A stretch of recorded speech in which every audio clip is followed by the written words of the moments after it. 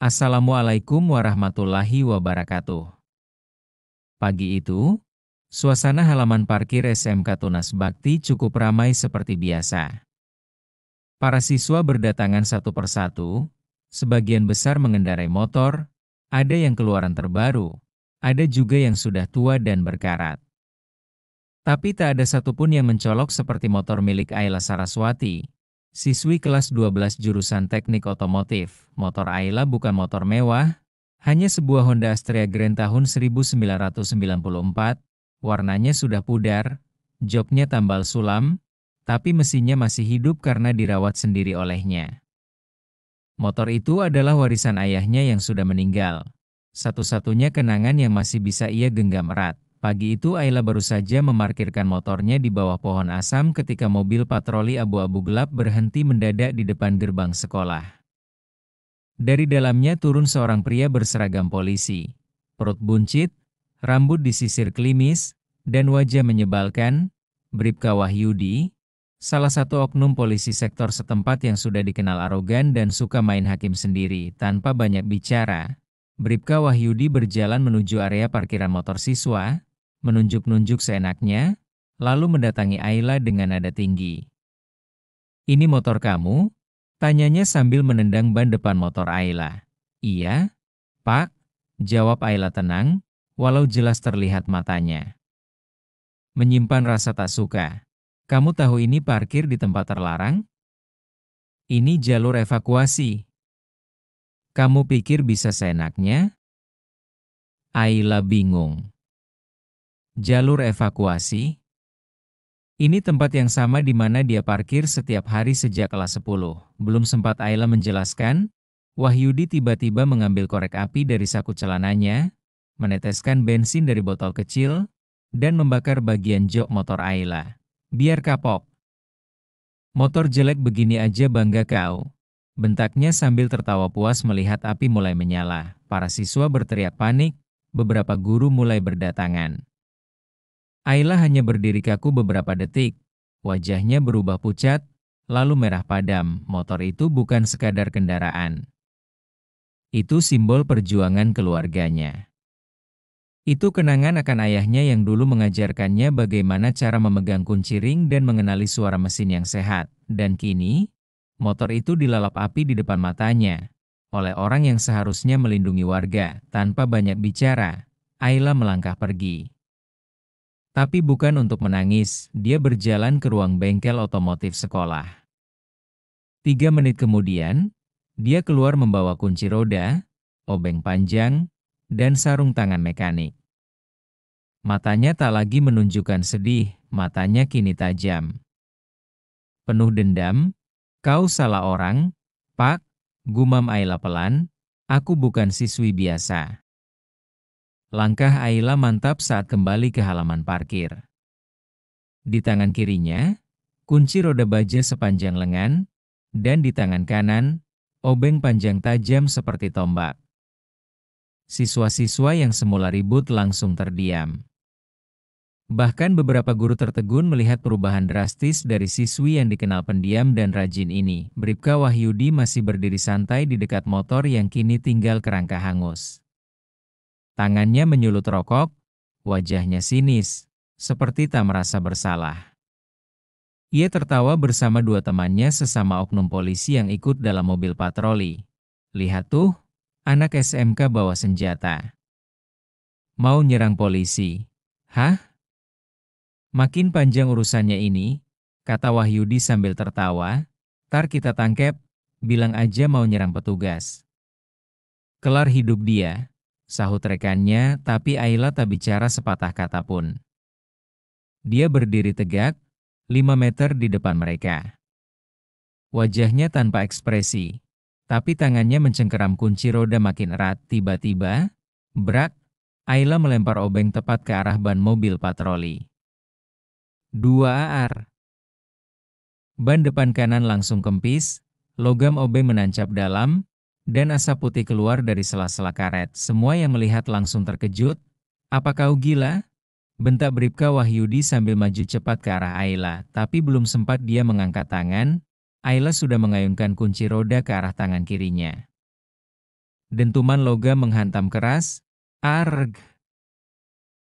Wahyudi menjerit, tangan kirinya langsung lemas, tampaknya tulangnya retak. Ayla tak berhenti di situ. Dengan gerakan terlatih seperti petarung, ia berbalik, menghindari pukulan dari salah satu rekannya, lalu menendang tepat ke lututnya. Polisi kedua itu jatuh tersungkur, wajahnya membentur aspal. Siswi lain berteriak histeris, tapi sebagian justru bersorak, "Hajar, Kak Ayla!" Itu motor kenangan ayahnya dibakar. Polisi gila harus dihajar. Guru-guru yang tadinya hanya melihat, kini berlarian meminta bantuan dan mencoba menenangkan situasi. Tapi Ayla sudah sepenuhnya kehilangan sabar. Dia membentak keras, suaranya menggetarkan seluruh halaman sekolah. "Kau polisi atau preman?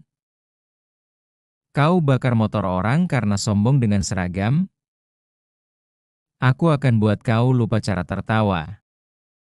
Bribka Wahyudi kini mundur. Wajahnya penuh darah dan keringat. Satu tangannya menggigil, yang lain menahan perutnya setelah dihantam lutut Ayla. Tapi Ayla belum selesai, ini baru pembuka. Suasana sekolah SMK Tunas Bakti berubah seperti medan perang.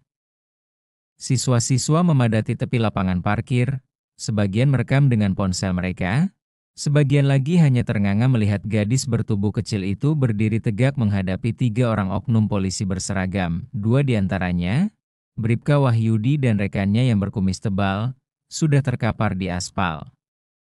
Satu lagi mencoba mundur, hendak kembali ke mobil, namun langkahnya tersendat saat Ayla menatapnya tajam. "Kau ikut tertawa waktu dia bakar motorku, kan?" ujar Ayla dengan suara tenang tapi mengandung bara. "Sekarang kau juga ikut merasakannya." Tanpa aba-aba, Ayla melempar kunci roda seperti kapak, mengenai pintu mobil patroli yang sedang terbuka. Bunyi, taang, memekakan telinga, membuat si polisi terakhir panik dan langsung menutup pintu mobil sambil mengunci dari dalam. Bribka Wahyudi mencoba berdiri sambil meringis, satu tangan memegangi bahu, satu lagi membuka mulutnya sambil mengumpat. "Kau, anak haram. Kau aku laporkan. Kau kulumpuhkan keluargamu." "Aku nggak takut," teriak Ayla lantang. "Kau bukan hukum. Kau sampah berseragam." Guru BK dan kepala sekolah akhirnya masuk ke kerumunan. Pak Bambang, guru yang dikenal tegas namun adil, mencoba menghentikan kekacauan ini. "Ayla, berhenti. Kamu bisa masuk bui kalau lanjut." "Kalau aku masuk bui karena melindungi harga diri dan kenangan ayahku, biar," jawab Ayla keras. "Daripada diam saat orang kaya mereka bakar motorku dan tertawa-tawa di atas penderitaan orang kecil."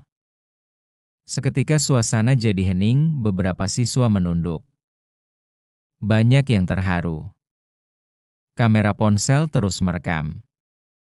Bahkan beberapa guru mulai menyadari bahwa yang terjadi hari itu bukan sekadar perkelahian.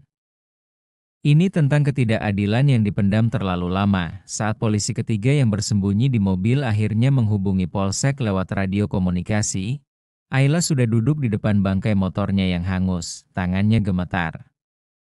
Bukan karena takut, tapi karena luka. Kulit tangannya robek, lututnya memar, dan napasnya berat.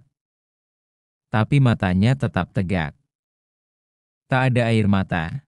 "Kalau hari ini aku dianggap penjahat, biarlah. Tapi aku nggak akan diam saat harga diriku diinjak pukul 10 pagi." Suasana di SMK Tunas Bakti mulai perlahan tenang, tapi hanya di permukaan.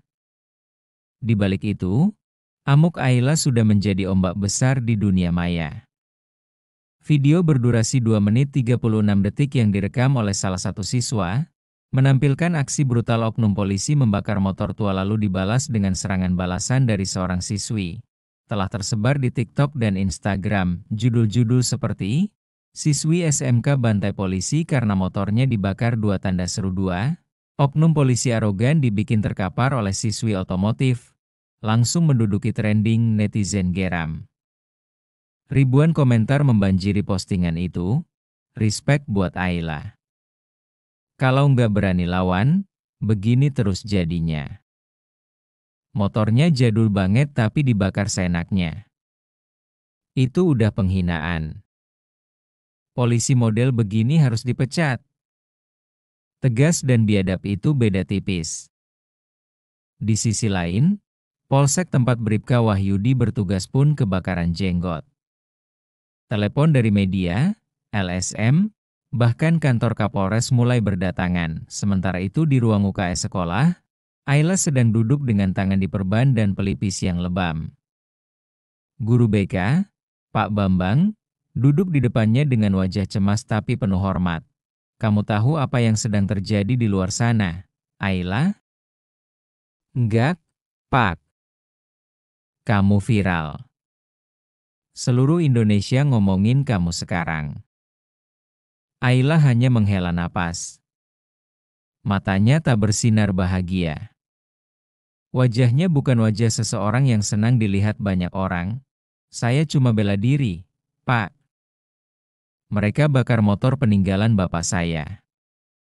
Kalau saya diam, saya akan nyesel seumur hidup. Pak Bambang terdiam. Ia tahu anak ini bukan pembuat onar. Dia tahu Ayla termasuk siswi yang pendiam, tak banyak bicara, selalu bantu bersihkan ruang bengkel setiap selesai praktikum. Di luar, suara sirene mulai terdengar.